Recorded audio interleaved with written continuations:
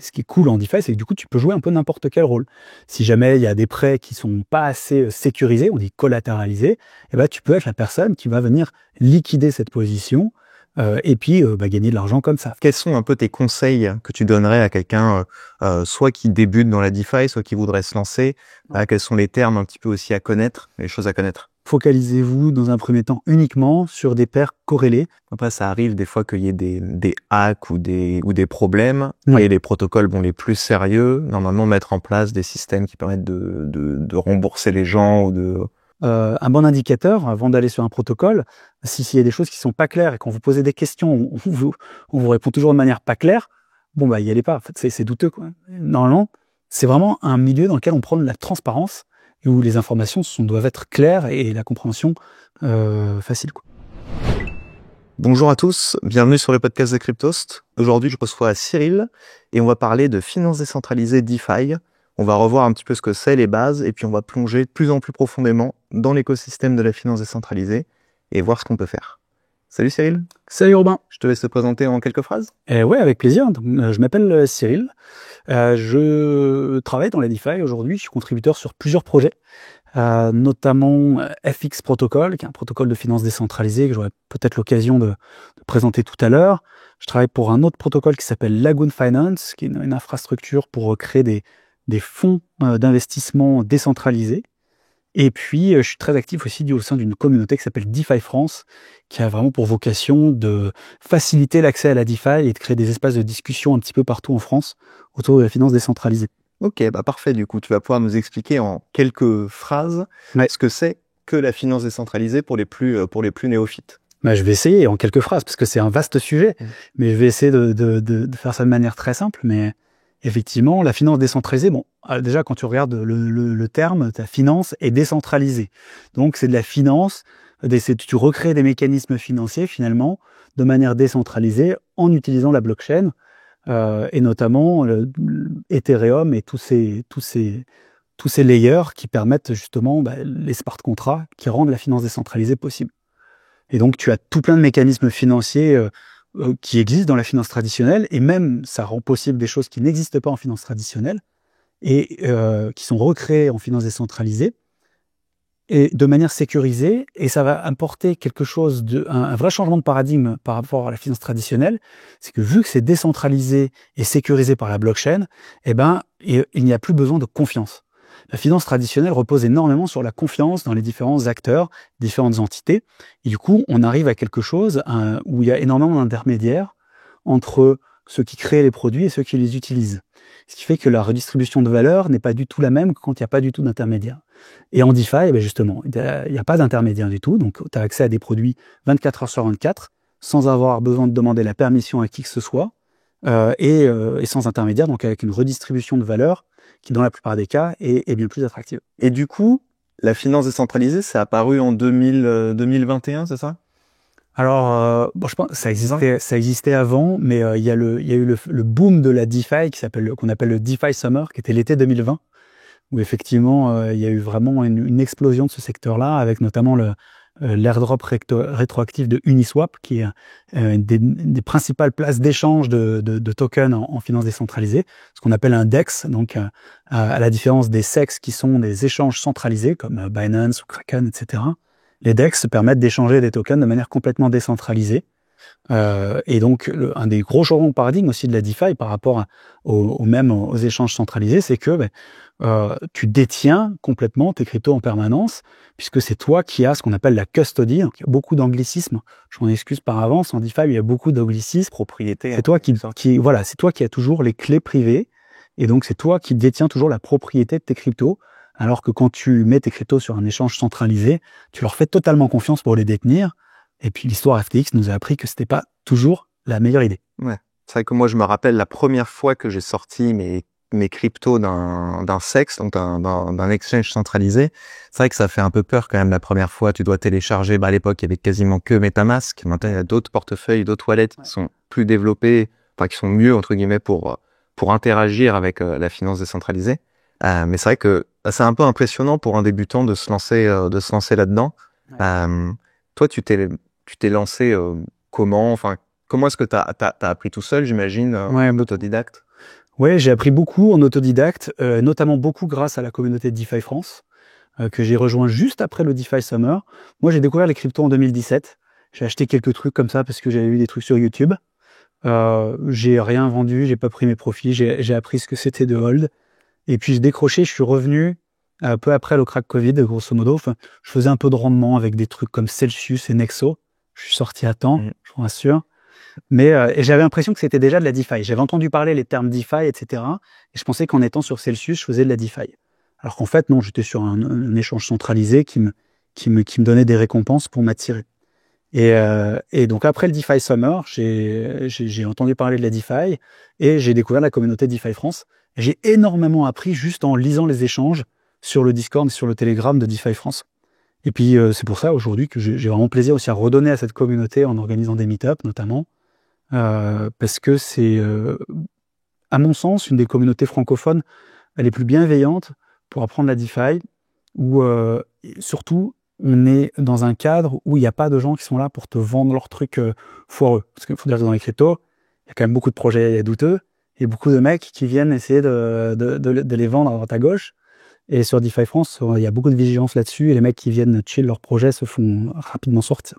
Parce que je me rappelle à l'époque, en 2020, 2021, on voyait des taux de rendement qui étaient absolument monstrueux, avec des taux de rendement annuels à 40, 50, voire, pour ceux qui l'ont connu sur la Binance Smart Chain ou autre, des taux de rendement à 10 000, 100 000, 100 000%. Ouais. Est-ce que tu peux revenir un peu sur les différents mécanismes qui régissent un peu la finance décentralisée, les projets qui se lancent, comment est-ce qu'ils peuvent proposer autant de rendement, à la fois du rendement, est-ce que c'est stable et pérenne dans le temps, le système de dilution de tokens, etc. Ouais. Bon, ça, c'est pareil, c'est un vaste sujet, on pourra en parler pendant longtemps. Il y a plein de mécanismes, hein, mais si on prend des grands mécanismes de ce que tu vas pouvoir faire en DeFi, c'est déjà échanger des tokens, donc notamment avec les DEX. Tu vas pouvoir prêter, emprunter des cryptos. Je pense, et puis tu vas pouvoir potentiellement aussi faire du trading avec effet de levier, comme sur un SEX finalement. Je pense que c'est un peu les grands usages de la DeFi aujourd'hui. Et en fait, ce qui est assez formidable en DeFi, c'est que tout le monde peut jouer un peu n'importe quel rôle. Parce que pour pouvoir prêter, il faut des gens qui empruntent. Pour pouvoir emprunter, il faut des gens qui prêtent.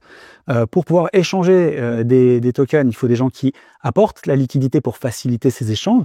Exactement comme en finance traditionnelle. Pas comme en banque. C'est pas la banque qui va te créer de l'argent ex nihilo. Il faut que là, tu empruntes de l'argent, entre guillemets, de l'Ether ou du stablecoin. On reviendra un petit peu après, de l'USDC, par exemple. Il faut que quelqu'un l'ait déposé pour que tu puisses emprunter. Et que cette personne soit prête à prêter, effectivement. Et le protocole va faire office d'intermédiaire, mais ce qui est cool en DeFi, c'est que du coup, tu peux jouer un peu n'importe quel rôle. Si jamais il y a des prêts qui sont pas assez sécurisés, on dit collatéralisés, tu peux être la personne qui va venir liquider cette position, et puis gagner de l'argent comme ça. Enfin, tout est ouvert, on dit permissionless, donc tu peux interagir avec à n'importe quel niveau si tu veux en DeFi. Donc ensuite, il y a plein de manières de faire du rendement, plein de manières différentes.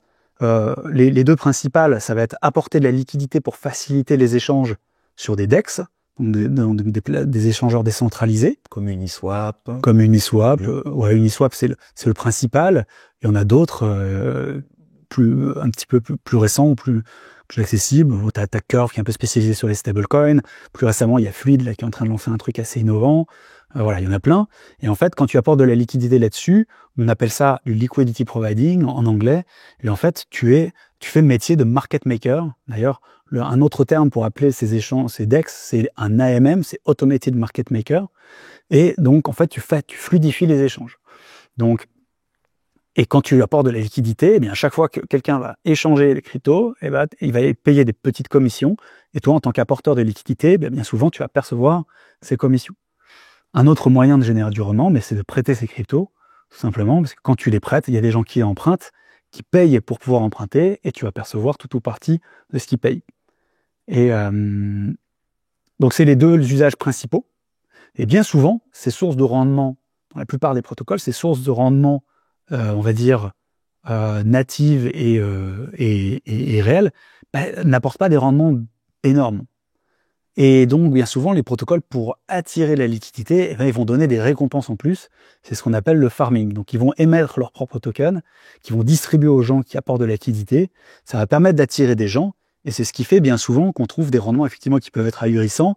On voit des rendements à plusieurs milliers, on voit des rendements même à plusieurs dizaines, et il peut y avoir des rendements à plusieurs dizaines qui sont durables. On va peut-être pouvoir en parler tout à l'heure, mais il faut pas oublier que le rendement rémunère le risque. Donc ça, c'est vraiment un truc de base, pas que en DeFi, dans n'importe quel type d'investissement. Donc bien souvent, quand il y a un rendement qui est très important, c'est soit que c'est très risqué, soit que c'est pas connu et que les gens, que le risque n'a pas encore été mesuré. Et donc vraiment la force en DeFi, si tu veux arriver à vraiment bien tirer ton épingle du jeu, c'est d'arriver à bien comprendre quel est le risque, d'arriver à comprendre où est-ce qu'il y a un rendement qui est bon pour un risque faible. Ouais. Bon, les rendements à 10 000, 100 000%, je pense qu'on les connaîtra plus, ou en tout cas, il n'y a plus aucun protocole sérieux. C'est ça. Ou alors s'ils proposent ça. Ouais, ou alors c'est au tout début quand il y a très peu de liquidité et du coup quelques heures ou quelques c'est ça, jours. C'est ça. Ils font un screenshot pour le mettre sur Twitter et puis quand t'arrives, c'est fini. Et en fait, c'est ces protocoles-là qui vont distribuer leurs tokens pour attirer des gens. Ouais. En fait, c'est un peu comme Uber qui fait une promotion pour attirer des gens. En fait, et leur idée, c'est toute la difficulté derrière. Ça va être de retenir les gens une fois qu'en fait il y a plus d'incentive, donc d'incitation à les faire venir. C'est ça. Donc effectivement c'est de l'incentive, c'est de l'incentive. Et ensuite, en fonction de la tokenomics, donc de la manière dont le token est designé, ça peut être plus ou moins durable. Mais généralement, tu as toujours un petit côté théorie des jeux qui va faciliter les choses.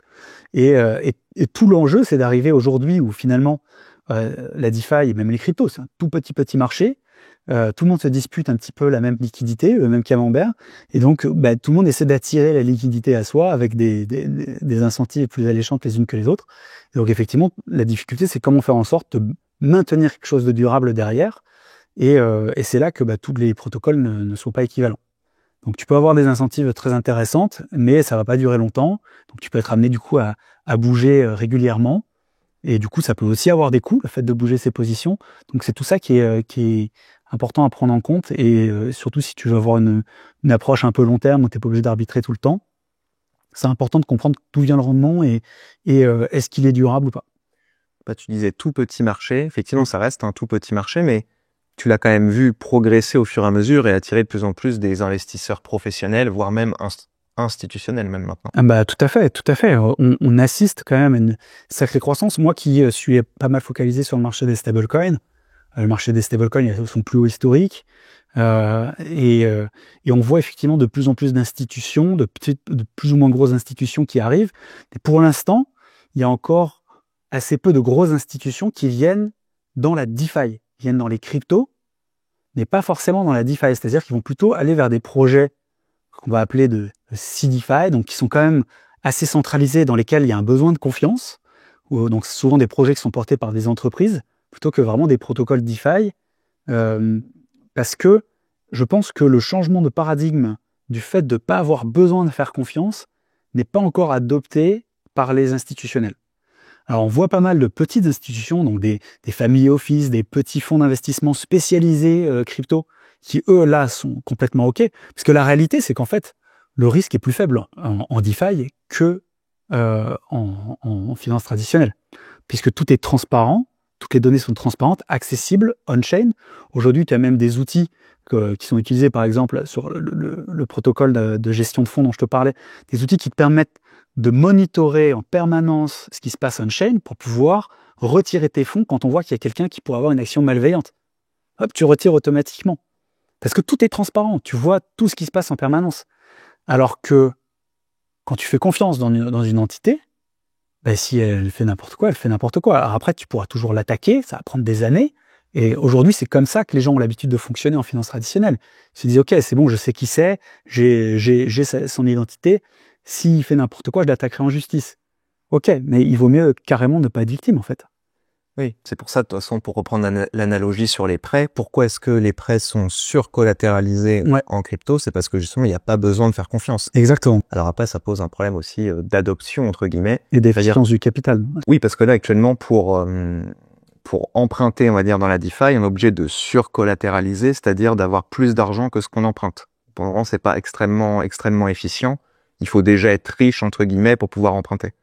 Alors que potentiellement, il va y avoir des passerelles qui vont se créer avec ce qu'on appelle des oracles ou autres comme Chainlink qui vont permettre de savoir quelle est ton patrimoine off-chain dans la vie réelle, par exemple de l'immobilier, de pouvoir le mettre en collatéral pour emprunter du stablecoin ou peu importe, de l'Ether par exemple. Ah oui, on pourrait imaginer ces choses-là, et là, ce serait assez formidable. Ou alors même juste avec une forme de réputation on-chain, parce qu'en fait, qu'est-ce qui fait que en finance traditionnelle, tu peux emprunter sans avoir de collatéral? C'est ta réputation. C'est le fait que tu aies un job stable, que tes finances soient saines, que tu sois pas toujours à découvert, que tu as un peu d'épargne, etc. C'est sur ces choses-là qu'une banque va décider de te prêter ou pas. Elle te prête sans collatéral. Et finalement, aujourd'hui, en DeFi, vu qu'il n'y a pas besoin de confiance et qu'on te demande pas toutes ces informations-là, aujourd'hui, ça fonctionne un peu comme sur un système de prêteur sur gage, où tu vas venir déposer la montre de papy parce que tu as besoin de refaire ta salle de bain et emprunter de quoi refaire la salle de bain. Et puis, une fois que tu auras récupéré les sous, tu pourras aller rendre les sous avec un petit intérêt et récupérer la montre. C'est exactement la même chose. Peut-être qu'on démarrera avec des investisseurs, peut-être certainement des investisseurs professionnels ou des gros investisseurs, des grosses institutions qui pourront se permettre de mettre en collatéral certaines choses, j'imagine, pour pouvoir emprunter dans la DeFi. Mais je crois qu'il y a quelques protocoles de prêt sous-collateralisés qui se sont lancés. Je suis pas sûr que ça ait super bien marché jusqu'à maintenant. J'avais vu passer des trucs. Ouais. Mais par contre, il y a des manières finalement d'obtenir un levier supérieur à ce que tu apportes, et notamment c'est une des propositions de valeur de Fix Protocol. Ouais. On en parlera juste après. Et toi qui es un vétéran de la DeFi, je voulais te demander quels sont un peu tes conseils que tu donnerais à quelqu'un soit qui débute dans la DeFi, soit qui voudrait se lancer. Ouais. Quels sont les termes un petit peu aussi à connaître, les choses à connaître? Ouais. Mais alors, je pense que déjà, bravo si vous voulez vous lancer dans la DeFi. Je vous encourage à le faire, c'est génial. C'est vraiment un monde super. Il y a vraiment un changement de mentalité quand tu prends aussi la possession de tes fonds. Parce que c'est ça, hein, l'idée de la DeFi, c'est que c'est toi qui possède tes fonds. Tu en prends aussi la responsabilité. Donc c'est vraiment important de comprendre que cette liberté que tu retrouves finalement sur ton argent, elle vient avec des responsabilités. Et si ces responsabilités-là, t'es pas prêt à les prendre, si tu préfères que ce soit quelqu'un d'autre qui soit responsable de tes fonds, laisse-les à la banque. C'est vraiment important de comprendre ça. Et donc, si tu veux être responsable dans ce que tu vas faire, c'est important de bien comprendre comment ça fonctionne. Donc, vraiment, le conseil que je donnerais à des gens qui ont envie de se lancer dans la DeFi, c'est de comprendre. Donc, d'aller lire des articles, d'aller lire la documentation des protocoles qu'ils utilisent, d'aller poser des questions. Et pour ça, il y a justement la communauté DeFi France est géniale. Je crois qu'à Cryptos, vous avez aussi un espace de formation. Nous, on a effectivement un espace de formation et puis on a aussi beaucoup d'articles sur ce que c'est que la DeFi, finance décentralisée. Bon, vous tapez finance décentralisée Cryptos et puis vous trouverez pas mal de références et de sujets. Et puis même sur le site, on a une catégorie finance décentralisée où il y a tous nos guides. Donc n'hésitez pas à aller voir et jeter un coup d'œil. Donc je pense super important de commencer par prendre le temps de comprendre ce qui se passe, quels sont les mécanismes, surtout quand on voit du rendement. Comprendre d'où vient le rendement, parce que généralement, on dit souvent, si tu comprends pas d'où vient le rendement, c'est qu'il vient de toi. Donc, c'est important de bien comprendre, est-ce qu'il est durable, etc. Et puis, de faire ses armes sur des blockchains avec des frais de transaction assez faibles. Donc, pour ça, je pense que Base est pas mal, Arbitrum, c'est pas mal aussi. Ce sont des blockchains qui sont des layer 2 de Ethereum, donc qui irritent en partie la sécurité d'Ethereum. Et donc en fait c'est une expérience utilisateur qui est exactement la même que sur Ethereum, avec une sécurité un petit peu moindre, mais surtout des frais de transaction très faibles qui peuvent permettre de faire des tests avec quelques dizaines d'euros. Et du coup finalement en prenant pas trop de risques, des risques maîtrisés. Et ensuite il y a Ethereum qui a quand même plus d'offres globalement, avec une sécurité supérieure, mais aller sur Ethereum mainnet avec moins de 10 ou 20 000 euros, ça n'a pas trop de sens aujourd'hui parce que les frais de transaction sont trop élevés. Et ça va ronger les rendements que vous allez générer là-dessus. Exactement. Et si tu devais étonner, par exemple sur Base, peut-être 2-3 applications à tester pour quelqu'un qui veut se lancer dans la DeFi, qu'est-ce que tu conseillerais? Ouais, sur Base, il y a le DEX principal, c'est Aerodrome. C'est comme Uniswap. Voilà, c'est une sorte d'Uniswap avec un mécanisme d'incentive, on en parlait tout à l'heure, qui est très, très innovant, très astucieux, en fait, tout le but des incentives, c'est d'arriver à aligner les intérêts des différentes parties prenantes du protocole. Et là, ils ont trouvé un modèle qui est assez astucieux. Je vous inviterai à aller regarder comment ça marche. Quand tu déposes de la liquidité, c'est ça, en fait, ils te rémunèrent un petit peu, ils te distribuent de leurs jetons, il me semble. C'est ça. En fait, quand tu déposes de la liquidité là-bas, au lieu d'avoir les frais de commission, tu n'as que le jeton. Et par contre, ceux qui détiennent et qui bloquent le jeton, donc qui sont vraiment, long terme sur le protocole, qui s'engagent vraiment dans le protocole, peuvent décider sur quelle stratégie vont être alloués les prochains jetons. Et en contrepartie de ça, ils gagnent les frais de commission générés par les stratégies en question. Donc ils sont eux vraiment incentivisés à distribuer les jetons sur les stratégies qui sont les plus profitables pour le protocole. Et du coup, ça amène un rendement plus intéressant sur ces stratégies-là. Mais un rendement qui est uniquement dans le jeton. Okay. Donc c'est assez astucieux. Maintenant, c'est un jeton avec une supply infinie. Donc il y a des gens qui sont vraiment pas chauds sur ce genre de choses. Mais quand tu le bloques, tu as un système de rebasing qui te permet de pas être dilué. Enfin, c'est vraiment une économique très très astucieuse. Et puis qui marche bien, parce que c'est un DEX qui est très efficient, qui fait des volumes importants, et puis qui redistribue énormément de valeur à ses utilisateurs. Et moi, j'aime beaucoup justement les protocoles où il y a beaucoup de redistribution de valeur. Parce que c'est ça la DeFi, en fait. Hein, c'est le fait qu'il n'y ait pas d'intermédiaire. Donc si finalement, tu crées un protocole où c'est la team qui s'en met plein dans les poches, on retrouve les mêmes travers que dans la finance traditionnelle. Et là, c'est un protocole où il y a une belle redistribution de valeur, donc c'est cool. Ok. Et en termes de pourcentage de rendement, tu as une idée en tête ? Non, franchement, ça dépend plus de quel type d'actif. Est-ce que tu veux faire du yield, du rendement sur des stablecoins ou sur des paires volatiles, etc.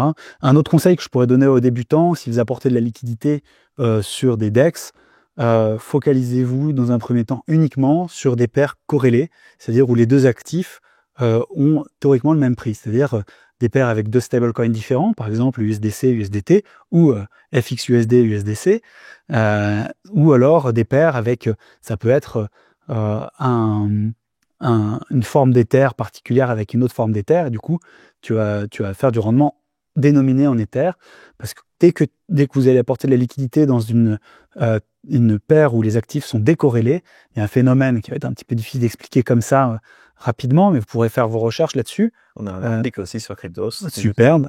Un phénomène qui s'appelle l'impermanent loss, qui est assez intangible à saisir, mais qui peut quand même créer des pertes significatives en fonction du biais initial que vous aviez sur les actifs. Donc, je pense que c'est un bon conseil pour démarrer, c'est de démarrer quand on va apporter de la liquidité quelque part sur vraiment des paires corrélées. Ouais. Et puis petit, parce que inévitablement, vous allez faire des erreurs. Tout à fait. Inévitablement, vous allez faire des erreurs quand vous débutez, c'est normal, c'est comme ça qu'on apprend. Ouais, exactement. Ça peut coûter cher, c'est le coût de l'apprentissage. C'est pour ça que c'est bien aussi de se former, parce que ça peut aussi éviter des erreurs. Moi, j'ai fait des belles bourdes, je vais me regretter.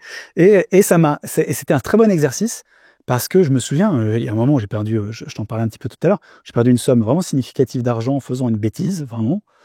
Et mon premier réflexe, ça a été de dire, ah, putain, c'est de la faute de leur truc, là, c'était pas clair. Donc, mon premier réflexe, c'était de trouver un autre responsable. Parce qu'on est habitué aussi. Parce qu'on est habitué. Dans la société traditionnelle, il y a toujours des responsables pour plein de choses. On prend des assurances, des trucs, machin. En DeFi, il n'y a pas de SAV. Si tu fais une bourde, le responsable, c'est toi. Alors après, il peut y avoir des informations qui sont ambiguës, douteuses. Là, effectivement, on pourrait t'avoir amené en erreur. Mais la plupart des protocoles sérieux, en tout cas, ne cherchent pas à duper leurs utilisateurs. Au contraire, d'ailleurs, ça c'est aussi un bon indicateur avant d'aller sur un protocole. S'il y a des choses qui sont pas claires et quand vous posez des questions, on vous répond toujours de manière pas claire, y allez pas. En fait, c'est douteux, quoi. Normalement, c'est vraiment un milieu dans lequel on prend de la transparence et où les informations doivent être claires et la compréhension facile, quoi. Après, ça arrive des fois qu'il y ait des hacks ou des problèmes, et les protocoles les plus sérieux, normalement, mettre en place des systèmes qui permettent de rembourser les gens ou de rembourser les pertes. Voilà. Oui, alors après, c'est pas toujours possible. Le risque zéro n'existe pas, effectivement. Même un protocole qui a été plusieurs fois audité, parfois, il peut y avoir encore des hacks. Donc, le risque zéro n'existe pas, mais c'est aussi pour ça qu'on trouve des rendements qui n'ont rien à voir avec ceux du livret A. C'est parce que, bien entendu, il y a un risque qui est plus important. Ouais. Et je voulais revenir sur deux termes qu'on voit régulièrement dans la DeFi, juste pour les expliciter un petit peu, c'est APY et APR. Est-ce que tu peux nous expliquer un peu la différence? Parce qu'il y a quand même une différence qui est tout à fait fondamentale. Ouais, tout à fait. Et puis ça peut être un peu déroutant au départ. Ce sont deux termes qui permettent qui parlent de rendement, en fait, hein. Donc, parce que le rendement, c'est quand même un bon moyen de comparer différentes stratégies. Quand tu vois un rendement à 5%, un rendement à 30%, naturellement, tu peux être intéressé par un rendement à 30%. APR, c'est du rendement classique. C'est combien sur une année, pour calculer un APR, tu regardes combien tu génères sur une année et tu le divises par combien tu as déposé de capital. Voilà, rendement classique. APY, c'est du rendement composé. Et donc là, ça va calculer le rendement que tu obtiens en réinvestissant régulièrement ce que tu as généré comme rendement. Le problème de APY, c'est que c'est du coup un peu un fourre-tout, parce qu'en fonction de si tu composes tes intérêts de manière quotidienne, hebdomadaire ou mensuelle, bah, c'est pas du tout la même chose.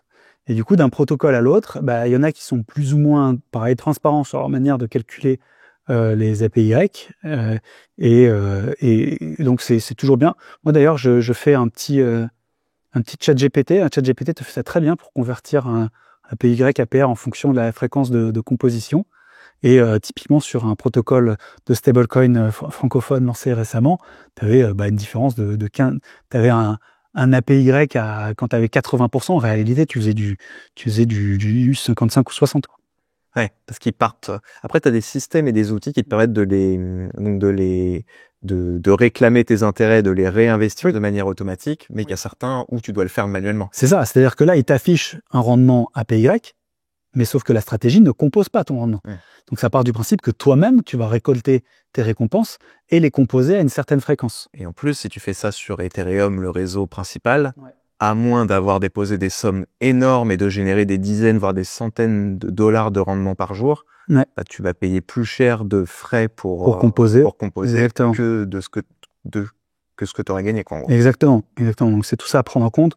Donc voilà, si vous avez des petites sommes pour débuter, bah, les Layer 2, Base, Arbitrum, etc., c'est très très bien. Et ensuite, Ethereum, il y a quand même des avantages indéniables à Ethereum, mais voilà, ça nécessite d'avoir tout de suite des montants plus importants. Donc, d'avoir déjà fait un petit peu ses armes sur des plus petits réseaux, ou d'avoir déjà une très bonne compréhension de ce que vous faites.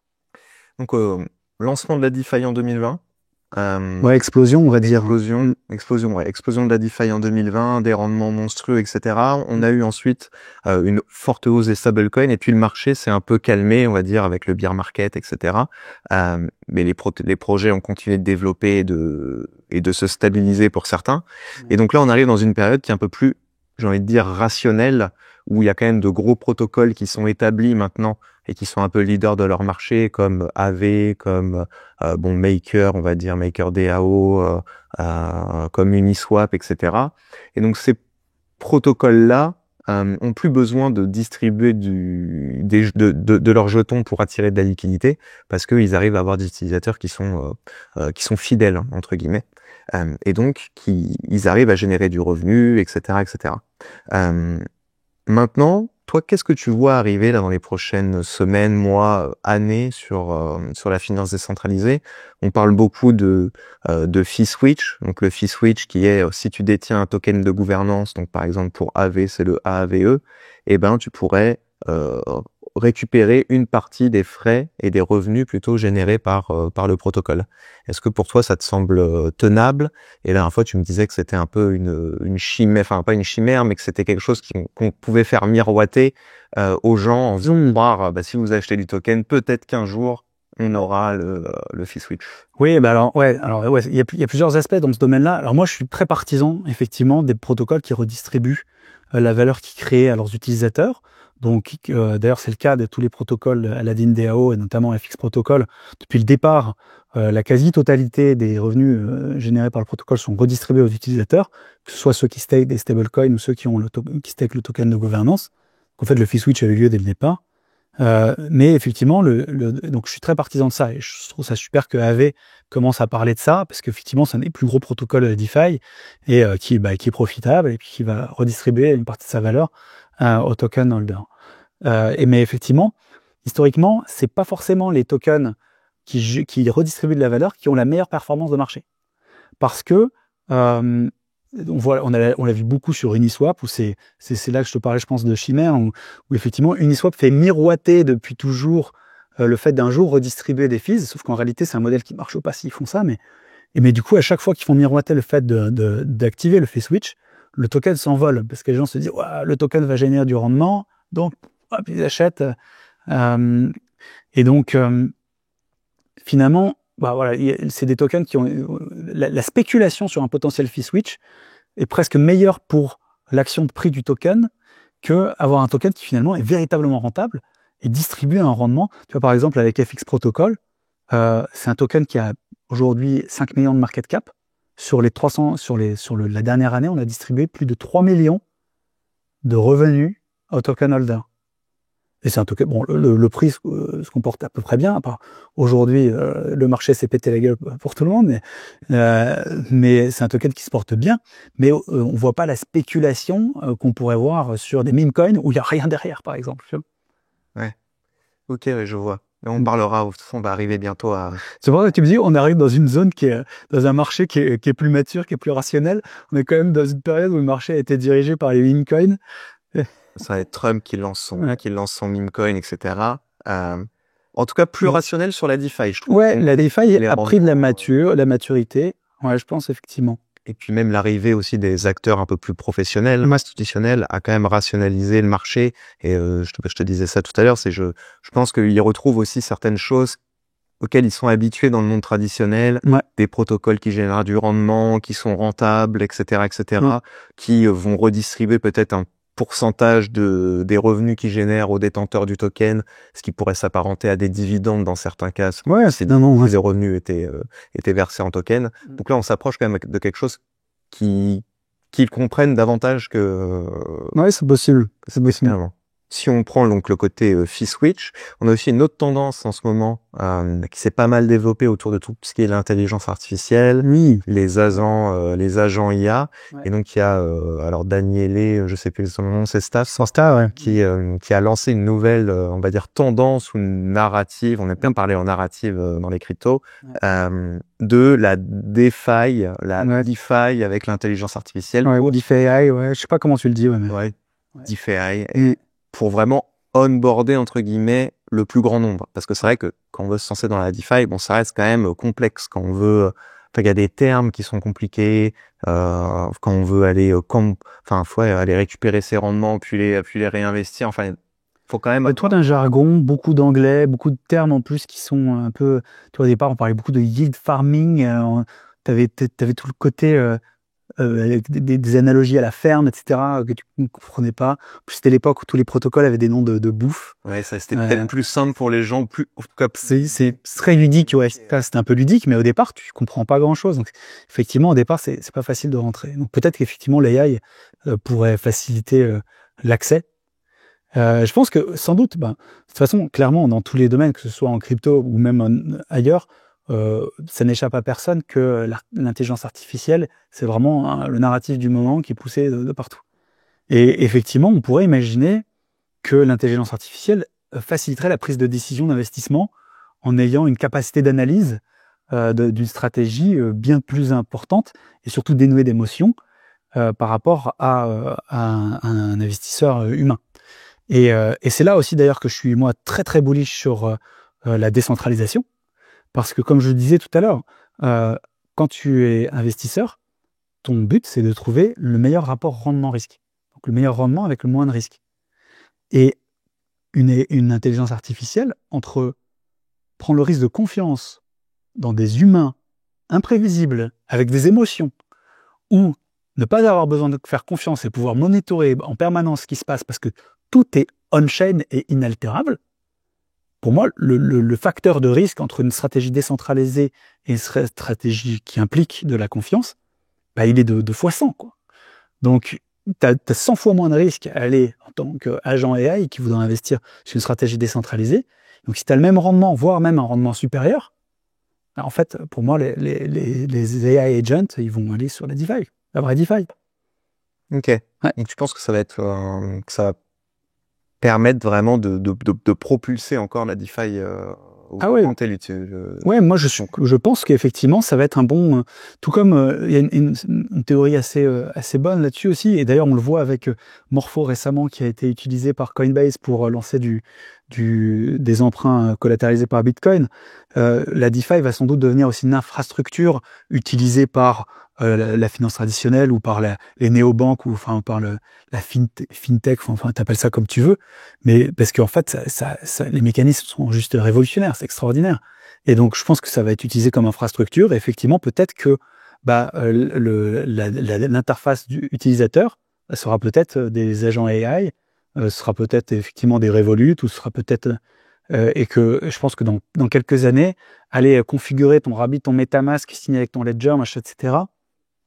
Ce sera vraiment les pionniers qui continueront de faire ça. Oui, ce sera ceux qui voudront absolument de la décentralisation. Et en fait, on va inévitablement pencher vers quelque chose qui va être davantage centralisé parce que plus simple à utiliser, pas besoin de gérer soi-même ses cryptos et donc d'avoir des risques de hack, de vol, de plein de choses.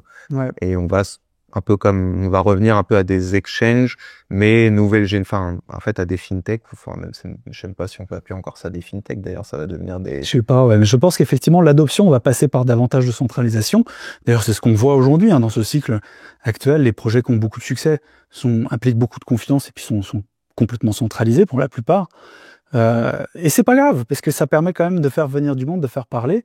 Et du moment qu'on n'oublie pas l'importance de la décentralisation, parce que le problème, un des risques, et je pense qu'en fait on aura une DeFi sans doute à 2 vitesses, où tu auras effectivement des projets qui sont complètement centralisés, qui vont s'appuyer plus ou moins sur de l'infrastructure décentralisée, et puis des projets centralisés. Tout comme, moi je trouve que l'idée de la décentralisation, de la centralisation, c'est un petit peu comme la vie privée sur Internet.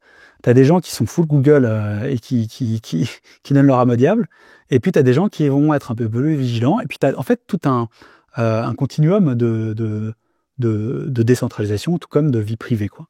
Où tu peux donner plus ou moins de données aux entreprises américaines ou pas. Voilà. Et tu es plus ou moins sensible à ça, tu t'en fiches ou tu t'en fiches pas.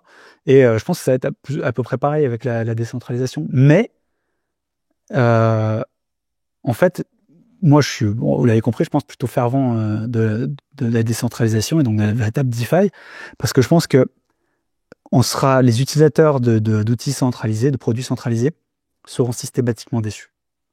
Il y aura toujours un moment où les utilisateurs vont être déçus et où il va y avoir, en fait, le facteur humain est tellement imprévisible qu'il y a toujours un problème à un moment donné.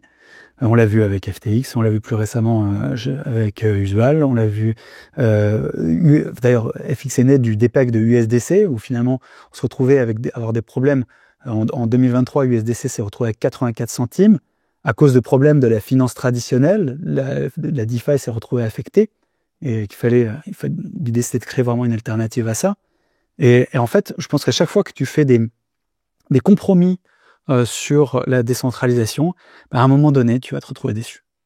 Et puis, en termes de rendement aussi, tout simplement. Le fait de passer par une plateforme centralisée ou par quelqu'un qui centralise tout ça, inévitablement, pour lui, qui génère des bénéfices, il va devoir rogner sur les rendements qu'on aurait pu générer de manière décentralisée. Alors ouais, tu peux avoir des rendements qui vont être très très juteux un temps, mais généralement ça dure pas très longtemps parce que la redistribution de valeur, elle se fait pas toujours au profit des utilisateurs.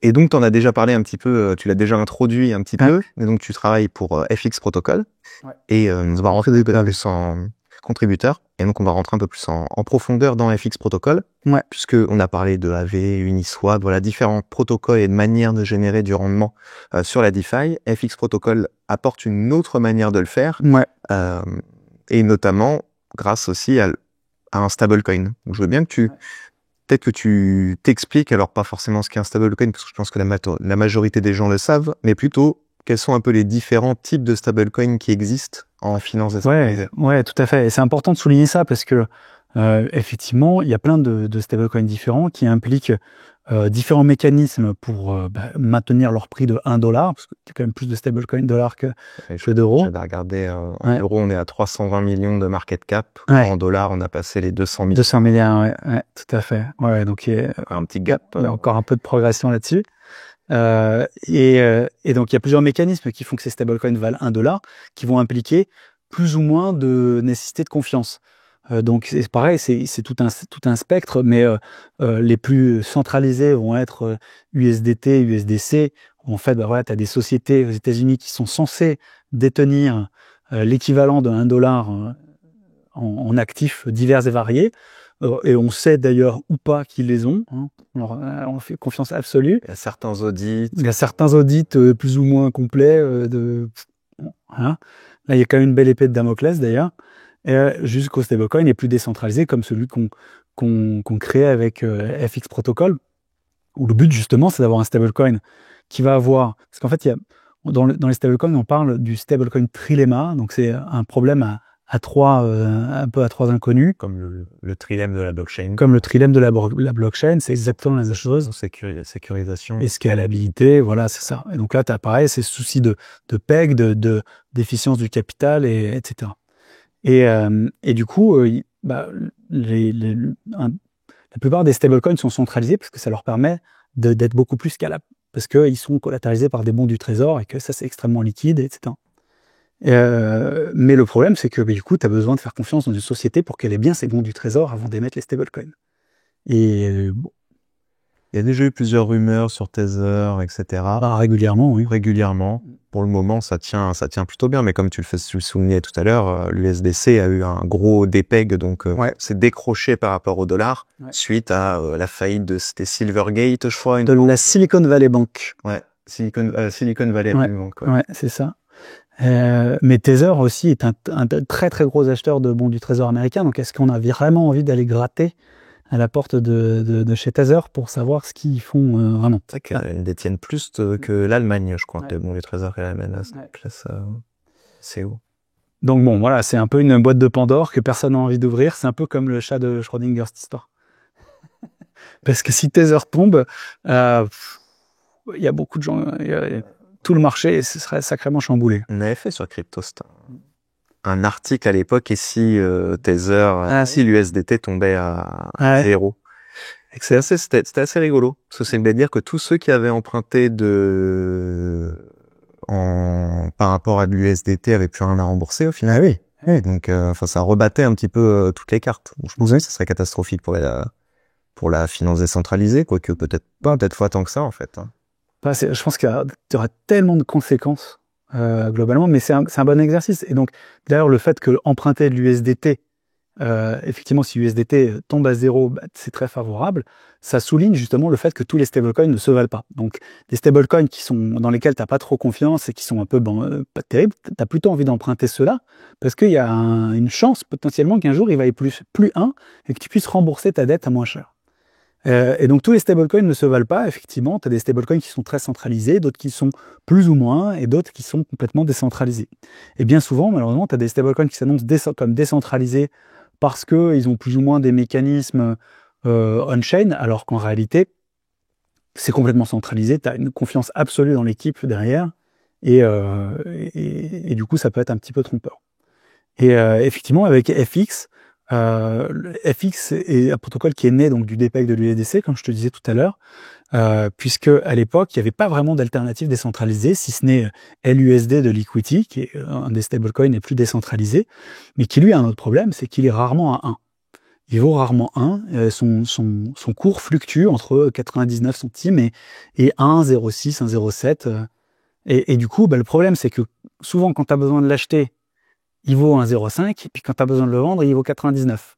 Donc en fait, ok, c'est décentralisé, mais c'est pas une solution viable, voilà, et c'est pas un stablecoin qui est efficient. Parce que le DAI, alors qui maintenant a changé de nom, je crois, de Maker, tu le considères pas comme étant décentralisé parce que collatéralisé par de l'USDC? C'est ça, exactement. DAI est en grande partie collatéralisé par l'USDC. Aujourd'hui, effectivement, maintenant, c'est Sky, leur truc, et je crois que maintenant, il y a des jeux qui sont revenus en arrière, enfin, je n'ai pas très bien compris. En fait, tu en as plusieurs. Tu as un DAI qui est plus décentralisé, puis tu as l'autre qui est collatérisé par des bons du trésor, il me semble aussi maintenant. Donc oui, là, pour moi, on ne parle pas de stablecoin décentralisé. L'idée d'un stablecoin décentralisé, c'est un stablecoin déjà dont tout est on-chain et qui est collatérisé donc par des actifs décentralisés qui sont aussi on-chain. Et où du coup, tu n'as pas de... Alors c'est pareil, comme on disait, la décentralisation, il y a tout un scope, hein, mais où le moins finalement tu dépends d'actions humaines et off-chain, le plus tu es décentralisé. Ok. Et donc, si tu peux nous expliquer un peu le stablecoin de FX? Ouais, tout à fait. Le stablecoin de FX, le protocole s'appelle FXUSD. C'est un stablecoin qui est aujourd'hui uniquement collatéralisé par des Ethers qui sont stakés. Donc Stake Ether de chez Lido. Et en fait, c'est un stablecoin. Enfin, le FX protocole permet de faire deux choses, grosso modo. Il permet soit de générer du rendement durable et je trouve assez attractif sur des stablecoins, soit de prendre une position à effet de levier sur Ethereum aujourd'hui et bientôt Bitcoin, avec un risque de liquidation minimisé et pas de frais de financement, donc qu'on appelle aussi les funding costs, ou ça pourrait être des coûts d'emprunt par exemple sur un AV.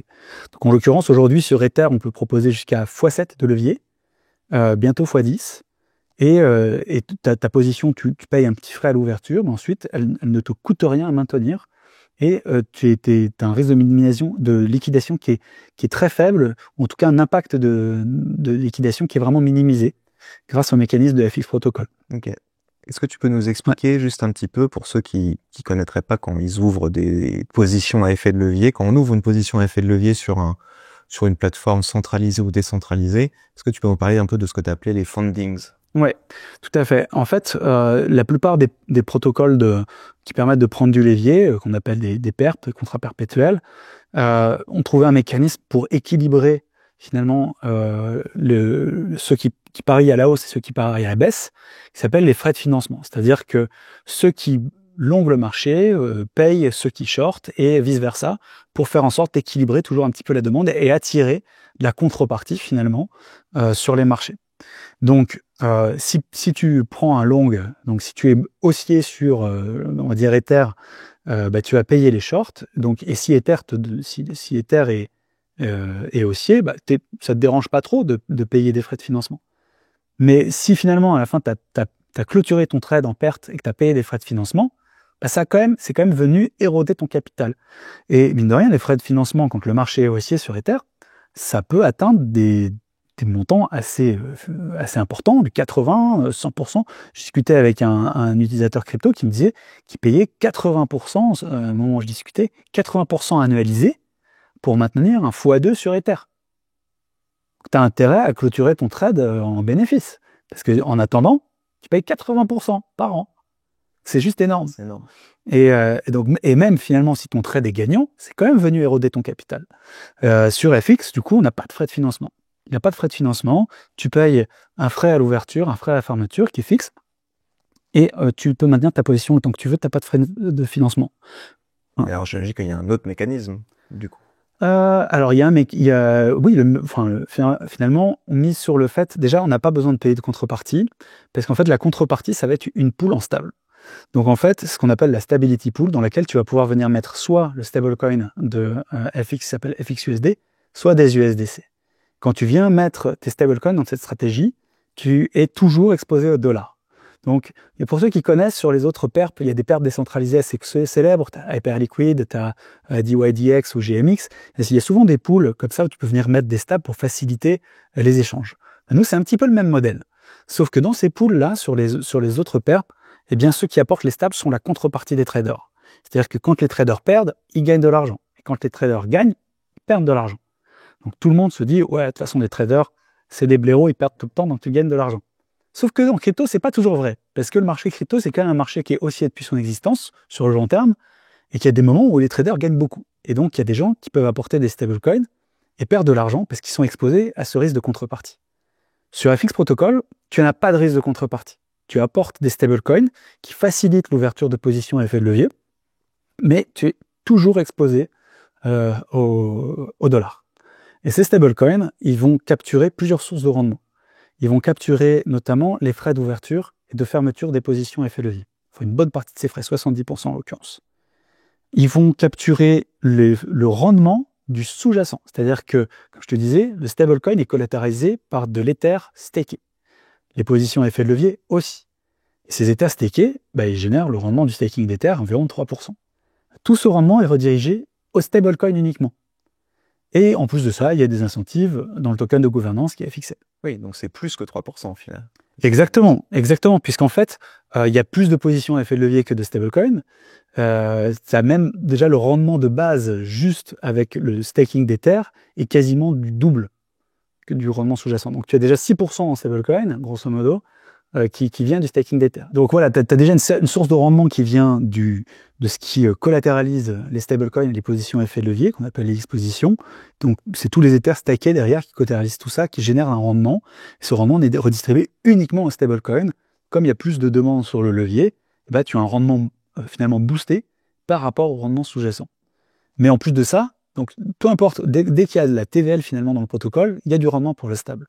Mais en plus de ça, dès qu'il y a de la volatilité, c'est-à-dire que dès que les gens vont ouvrir ou fermer des positions à effet de levier, et ben ça va aussi ramener des frais pour le protocole et donc pour le stablecoin. Donc le stablecoin gagne de l'argent qui est de la TVL ou qui est de la volatilité. Et heureusement, c'est un marché qui est plutôt volatile.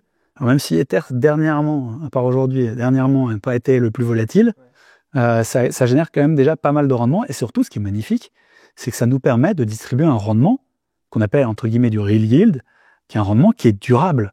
Parce que on redistribue la valeur qui est captée par le protocole. Donc plus le protocole est utilisé, plus il y a de rendement derrière. Et donc bien sûr, il y a aussi des émissions. Le FXN, il est émis sur 50 ans. Il y a un an d'émission qui est passé pour l'instant, avec des émissions dégressives. Ça permet aussi de décentraliser le protocole en distribuant au plus grand nombre. Puis ça rajoute une couche d'incentive, bien sûr. Et FXN, comme je disais tout à l'heure, c'est un token qui lui aussi capture une partie des frais mis par le protocole. Aujourd'hui, c'est 30% des frais d'ouverture et de fermeture des positions effet de levier. Et à terme, ça pourrait être un petit peu plus. Mais ils sont à 0,1, c'est ça, mais Léa qui passe à 0,3%. C'est ça, ouais. Je pense qu'au moment où vous regardez cette vidéo, là, les frais d'ouverture d'une position sont de 0,3%, les frais de fermeture de 0,1%.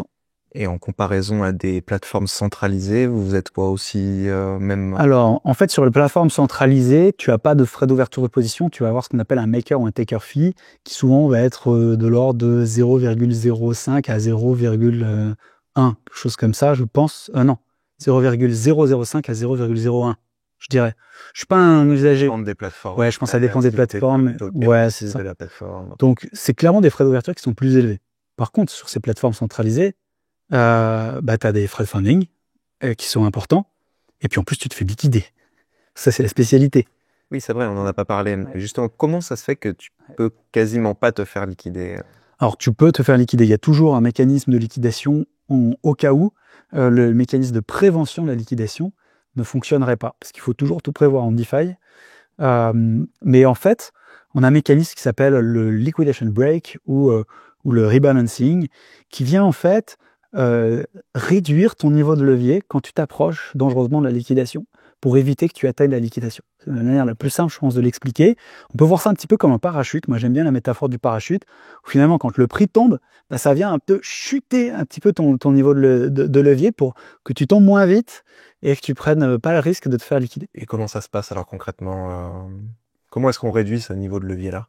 Comment ça se passe concrètement? Alors, je ne voudrais pas perdre les auditeurs parce qu'on n'est pas rentré non plus dans les détails techniques du fonctionnement du protocole. Ça fonctionne grâce à une formule toute simple qui s'appelle le FX invariant qui a permis la création d'FX protocol. Mais pour faire simple, grosso modo, le protocole va réduire le niveau de dette, mais juste ce qu'il faut pour toujours ramener le niveau de ce qu'on appelle la loan to value de l'utilisateur à 88%. La liquidation a lieu quand la loan to value atteint les 95%. Et donc, en fait, ça laisse suffisamment de marge de manœuvre pour toujours ramener l'utilisateur à 88% LTV de manière à ce qu'il n'atteigne jamais les 95% LTV. Ok, d'accord. Donc, tu peux avoir, tu perds d'une exposition au marché, mais tu perds une partie de ton exposition au marché, juste ce qu'il faut pour te protéger, mais tu gardes un maximum d'exposition au marché pour pouvoir profiter d'un éventuel rebond si le marché rebondit après être venu atteindre ces niveaux de prix. Ok. C'est déjà arrivé, j'imagine que des gens se fassent... que le liquidation break arrive, oui, pas plus tard qu'aujourd'hui, puisque à l'heure où on enregistre cette vidéo, le marché a bien dumpé. Et donc il y a eu effectivement, mais pas de liquidation. Et justement, nos utilisateurs là disent, c'est génial parce qu'il y a je sais plus combien de centaines de millions de dollars liquidés. Je crois qu'il y a eu 315 000 positions liquidées là cette nuit. Ouais, j'ai vu plus de 800 millions, mais ça c'est régulier en fait. Ouais, ça, c'est le milliard régulièrement. Ouais, je crois 10 décembre 2024, il y a eu 2 milliards en 24 heures, quelque chose comme ça. Sur FX, on est très fiers de dire que jusqu'à maintenant, il n'y a jamais eu de liquidation. Donc, c'est chouette. Ouais, c'est chouette. C'est un vrai, c'est vraiment une nouvelle approche. Et surtout, ce qui est magnifique, c'est que c'est 100% on-chain. T'as pas à faire confiance dans des, dans une. Je vais pas refaire le topo. Je pense que vous avez compris. Et donc là, t'as parlé de la stability pool. Ouais. Il y a différentes pools sur FX. Ouais. Est-ce que tu peux nous expliquer un petit peu les différences entre la stability et le reste? Ouais, alors en fait, sur la V2, hein, puisque là, ce dont je parle aujourd'hui, c'est la V2 qui est lancée depuis début janvier 2025. Qui est sur Ethereum. Qui est sur Ethereum. C'est-à-dire pour le moment, quand même assez élevé. Les frais sont élevés. Effectivement, pour vous donner un ordre d'idée, quand le gaz sur Ethereum est à peu près normal, ouvrir une position effet de levier, il faut compter entre 50 et 100 dollars de gaz.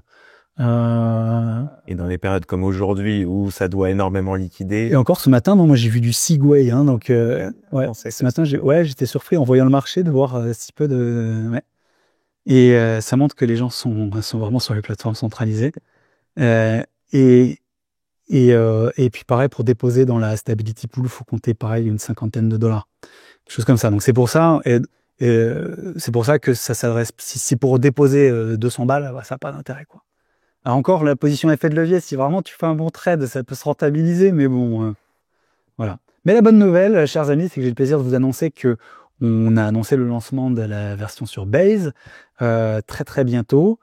D'ailleurs, il y a un nouveau token qui va être lancé avec une IDO, mais qui aura sans doute eu lieu avant que la vidéo soit diffusée. Mais bon, il va y avoir des trucs sympas sur Base. On mettra le lien du protocole en description. Cool, super. Il va y avoir des trucs très sympas sur Base. Et donc, les différentes pools, alors, est-ce que tu Oui, des différentes pools. Les différences.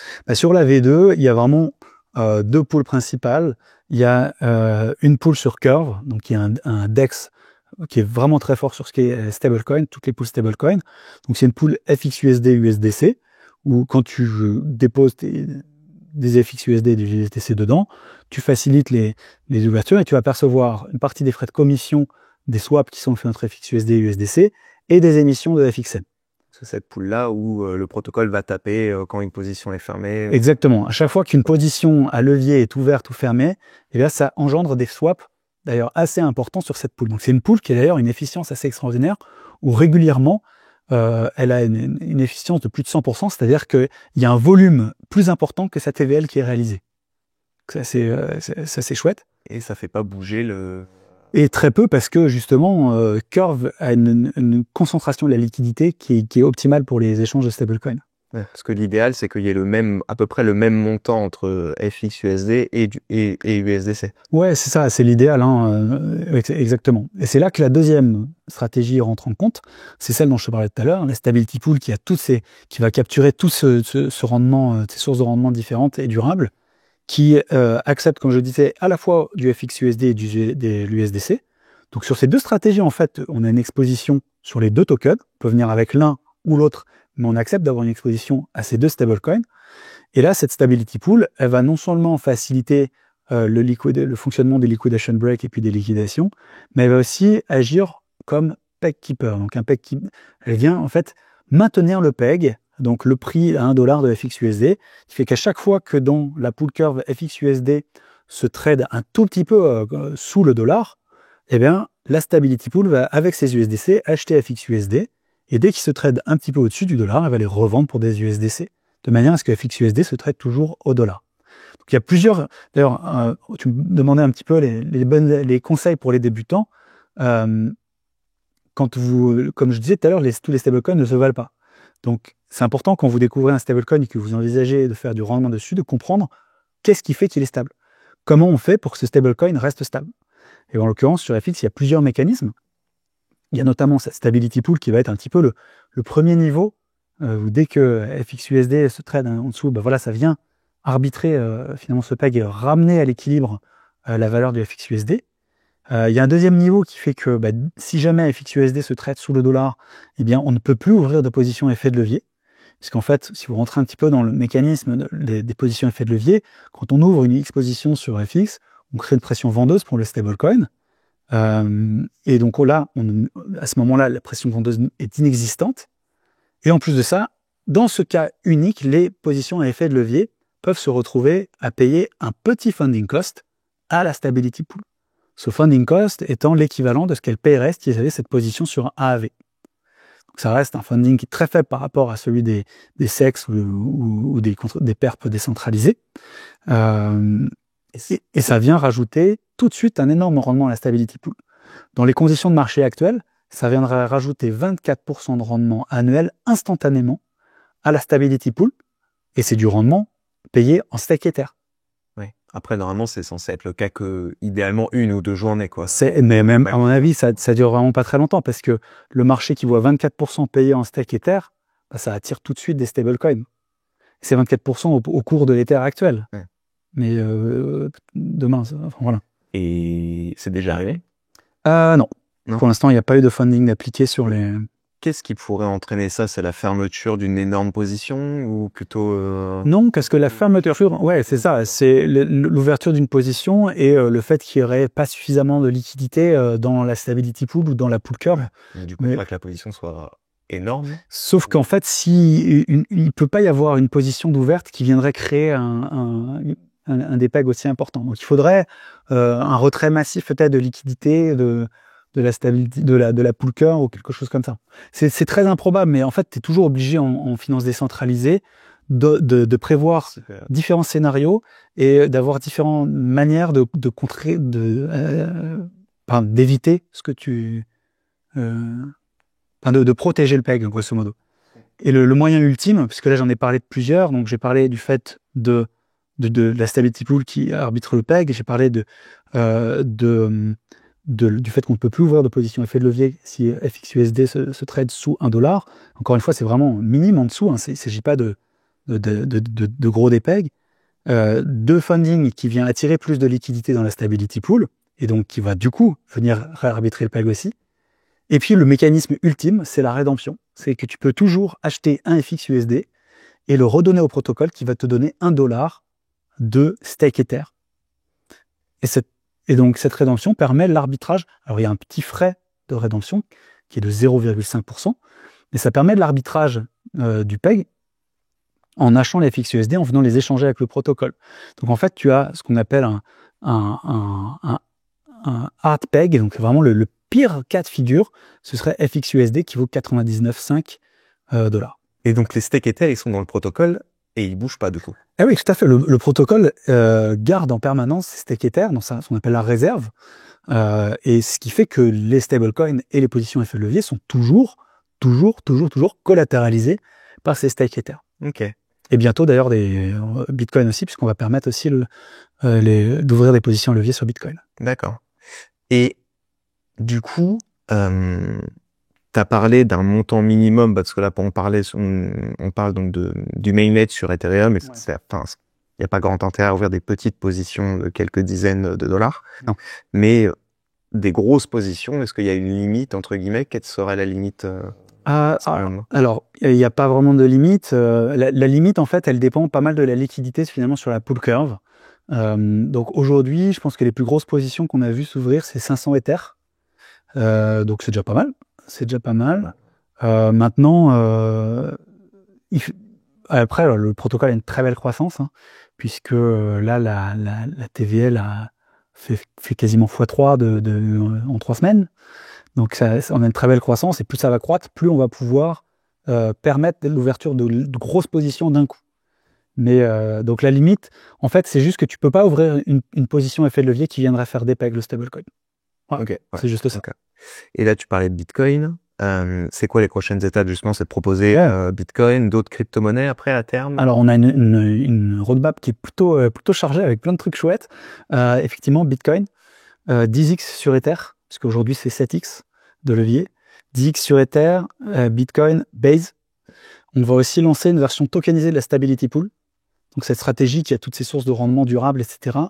On va en faire ce qu'on appelle un yield-bearing stablecoin. Donc c'est un stablecoin qui suffira de garder dans son wallet et puis il va accumuler ce rendement.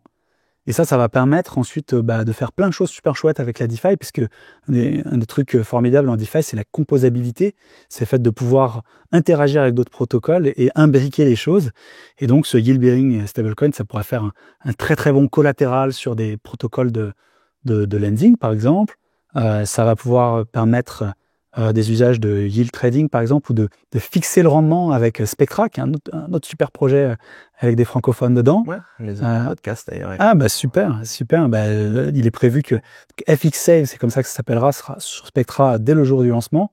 Ça va permettre, parce que en DeFi, les rendements sont toujours fluctuants, et ça va permettre de pouvoir fixer son rendement, par exemple, ou au contraire, parier sur une hausse ou une baisse du rendement, plutôt une hausse sur Spectra. Voilà, donc il va y avoir plein de choses super chouettes. Donc ouais, essentiellement c'est ça. Et puis Base, ça c'est vraiment beaucoup demandé par notre communauté parce qu'il y a plein de gens qui aiment beaucoup ce que fait Aladdin DAO, parce qu'Aladdin DAO c'est l'organisation décentralisée autonome qui est derrière FX Protocol. C'est toujours été des protocoles avec des très beaux fondamentaux. Moi, c'est ce qui d'ailleurs m'a séduit. Et ben, il y a beaucoup de gens qui sont frustrés de pas pouvoir accéder finalement à Ethereum Mainnet et qui aimeraient beaucoup avoir ce niveau de décentralisation dans leur usage. Et donc, Base nous a été beaucoup demandé. Et donc là, ça y est, ça va venir. Ok. Ouais. Et à terme, non, vous prévoyez pas de rendre la création de pool permissionless, etc. Alors ça, ce serait pas mal, mais on le fera pas avec le design de la V2. La V1, par contre, se prête beaucoup à ça, parce que la V1, c'est un modèle en fait, qui permet de...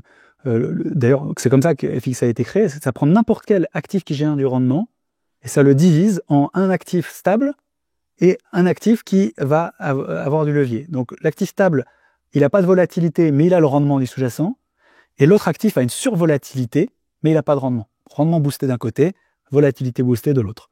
Et là, ça se prêterait pas mal à faire quelque chose de permissionless, parce que ça peut avoir plein d'usages très intéressants dans la DeFi, notamment permettre de composer des intérêts sur des actifs qui génèrent du rendement sans mettre de pression baissière sur le token. Ça, il y a pas mal de projets qui seraient très intéressés pour ça, et qu'on pourrait faire des choses en marque blanche super chouettes.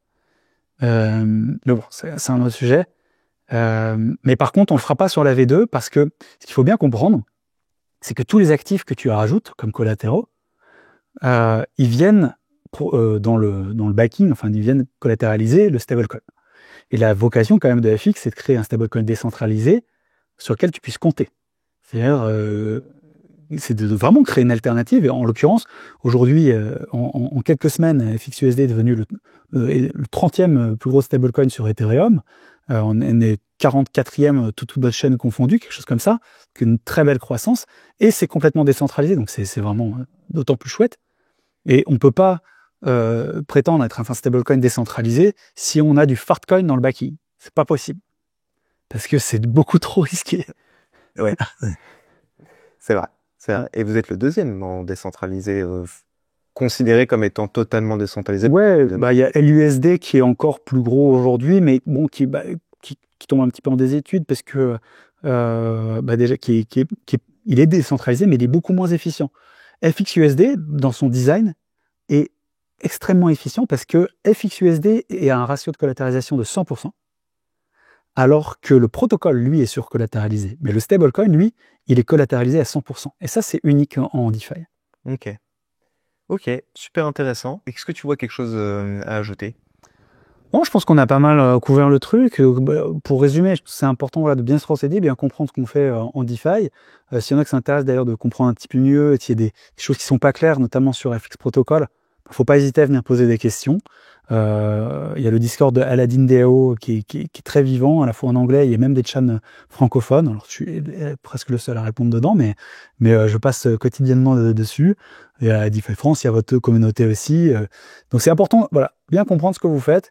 Et une fois que vous avez ouvert la boîte de Pandore, la DeFi, ensuite, il y a une infinité de possibilités. Et puis, c'est passionnant. Donc, je vous invite vraiment à regarder ce qui se passe de ce côté-là. Ok, merci beaucoup. Et puis surtout. Et nous, on va mettre tous les liens en description vers la documentation, le protocole. Et puis, on a un lien de referral avec un code, ceux que je vous mettrai en description et qui vous permet de booster un petit peu vos rendements sur FX. Et oui, tout à fait. Vous avez tout intérêt à l'utiliser parce que c'est vraiment du bonus. C'est dommage d'utiliser, de faire du rendement sur FX sans ajouter un lien referral. Donc, autant prendre celui de Cryptost parce que. Puis en plus, ça nous soutient. Donc, voilà, exactement. Voilà. Merci beaucoup, Cyril. Merci à toi, Laurent. C'était un vrai plaisir. Salut. Salut.